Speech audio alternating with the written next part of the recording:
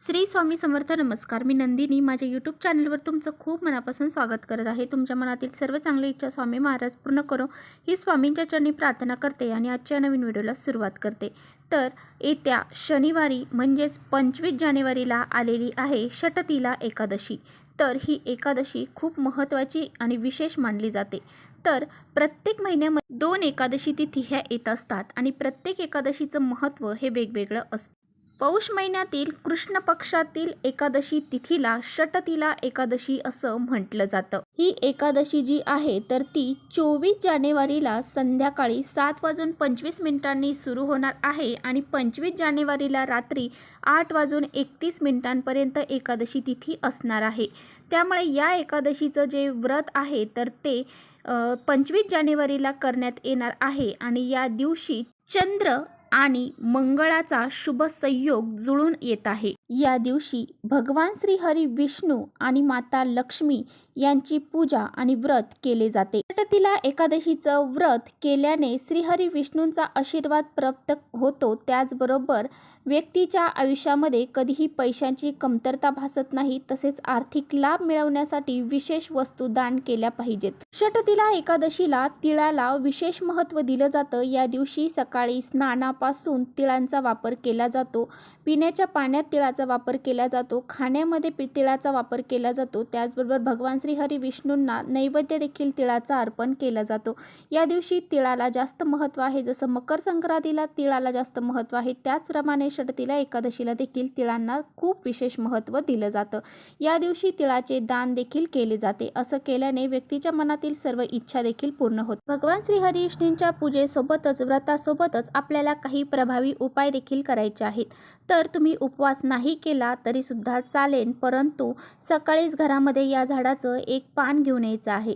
या झाडाचं एक पान जर तुम्ही सकाळीच घरामध्ये घेऊन आला तर 7 पिढ्यांचं दारिद्र्य नष्ट होईल. कितीही कठीण इच्छा असू द्या ती पूर्ण होईल आणि तुमच्या घरामध्ये जे दारिद्र्य आहे, गरिबी आहे ती सुद्धा संपून जाईल. इतका हा प्रभावशाली उपाय आहे. हा उपाय कसा करायचा आहे याबद्दलची संपूर्ण माहिती आजच्या व्हिडिओमध्ये आपण जाणून घेणार आहोत. त्यामुळे तुम्ही पुढे व्हिडिओ स्किप न करता शेवटपर्यंत नक्की बघा, जेणेकरून तुमच्यापर्यंत योग्य ती माहिती पोहोचेल. आपल्या चॅनलवर जर नवीन असाल तर चॅनलला सबस्क्राईब करा आणि असेच नवनवीन माहितीपूर्ण व्हिडिओ पाहण्यासाठी बेल आयकॉनलाही प्रेस करा. म्हणजे मी जेव्हा कधी नवीन व्हिडिओ अपलोड करेन त्याचं नोटिफिकेशन सर्वात अगोदर तुम्हाला भेटेल आणि तुम्ही एकही व्हिडिओ मिस करणार नाही. त्याचबरोबर कमेंट्समध्ये ओम नमो भगवते वासुदेवाय नमः हे लिहायला देखील विसरू नका. व्हिडिओ आवडला, माहितीपूर्ण वाटला तर आपल्या मित्रपरिवारांसोबत नक्की शेअर करा. तर पहा, आजच्या व्हिडिओमध्ये जो काही उपाय मी तुम्हाला सांगणार आहे तर तो शनिवारी तुम्हाला अगदी सकाळपासून ते संध्याकाळपर्यंत हा उपाय तुम्ही कधीही करू शकता. अगदी दिवसभरामध्ये जेव्हा वेळ भेटेल तेव्हा तुम्ही हा उपाय करू शकता. परंतु हा उपाय दुपारच्या वेळेमध्ये आपल्याला करायचा नाही. म्हणजेच 1:30 वाजल्यापासून ते 3 वाजेच्या दरम्यान आपल्याला हा उपाय करायचा नाही. दुपारची वेळ ही राहू काळ असतो. त्यामुळे या वेळेमध्ये तुम्हाला ही जी उपाय आहे तर तो करायचा नाही. जर तुमची कोणतीही इच्छा ही पूर्ण होत नसेल, खूप कष्ट मेहनत करत आहात परंतु तुमची इच्छा ही पूर्ण होत नसेल, कोणतंही महत्त्वाचं काम करायला गेला की त्यामध्ये तुम्हाला अपयश येत असेल, नेहमी तुम्हाला खाली हातच माघारी यावे लागत असेल, तसेच तुमच्या मुलांची प्रगती होत नसेल, कोणत्याही क्षेत्रामध्ये त्यांची प्रगती होत नसेल, पतीची प्रगती होत नसेल किंवा कुटुंबाची प्रगती होत नसेल किंवा घरामध्ये सतत पैशांच्या आर्थिक अडचणी तुम्हाला येत असतील, पैसा आला की कोणत्या ना कोणत्या मार्गाने घरातून बाहेर निघून जात असेल, तसेच जर तुमच्यावरती काही भरपूर असं करोडोचं कर्ज झालेलं असेल किंवा थोडंफार कर्ज झालेलं असेल तर त्या कर्जातून मुक्त होण्यासाठी, त्याचबरोबर एखादी व्यक्ती सतत आजारी पडत असेल, दवाखाना करून सुद्धा त्या व्यक्तीला गुण पडत नसेल, त्याचबरोबर घरात सतत भांडणं, क्लेश, कलह यासारख्या गोष्टी घडत असतील, तसेच मुलांची आईची भांडणं असतील किंवा नवरा बायकोची भांडणं असतील किंवा घरात इतर सदस्यांची भांडणं असतील, एकमेकांचं तोंड बघवत नाहीये, तर अशा काही समस्या तुम्हाला जाणवत असतील तर तुम्हाला हा प्रभावी उपाय नक्की करायचा आहे. तर उद्या सकाळीच तुम्हाला हा उपाय करणं शक्य झालं तर तुम्हाला सकाळीच करायचा आहे. नसेल शक्य तर संध्याकाळी केला तरी सुद्धा चालेल. हा उपाय केल्याने तुमच्या मनातील कितीही कठीणातील कठीण इच्छा असू द्या ती पूर्ण झाल्याशिवाय राहणार नाही. तर पहा तुम्हाला काय करायचं आहे, तर तुम्हाला शनिवारच्या दिवशी सकाळी लवकर उठायचं आहे. उठल्यानंतर अंघोळीला जायचं आहे. अंघोळीच्या पाण्यामध्ये चिमूटभर हळद, थोडंसं तीळ आणि त्याचबरोबर गंगाजल टाकून तुम्हाला अंघोळही करायची आहे. एक तुळशीपत्र देखील तुम्हाला पाण्यामध्ये टाकायचं आहे. या पाण्याने अंघोळ केल्यानंतर तुम्हाला स्वच्छ कपडे परिधान करायचे आहे. देवघरातील देवांची पूजा करून घ्यायची आहे.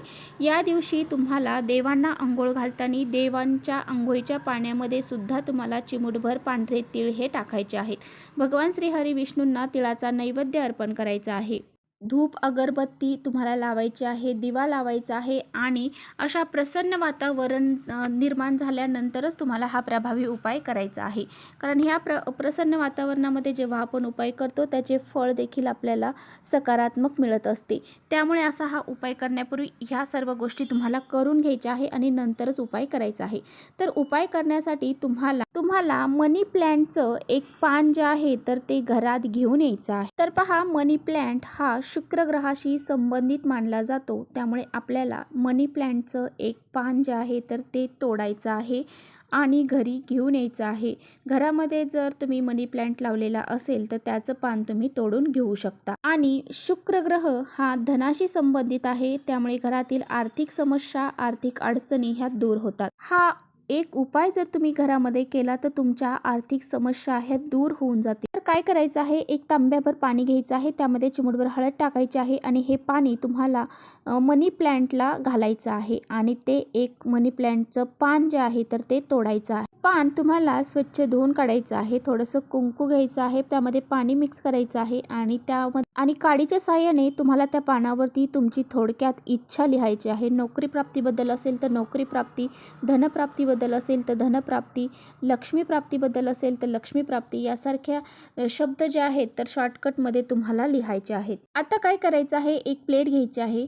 प्लेटमध्ये तुम्हाला तांदूळ टाकायचे आहेत. तांदळावरती हे पान ठेवायचं आहे.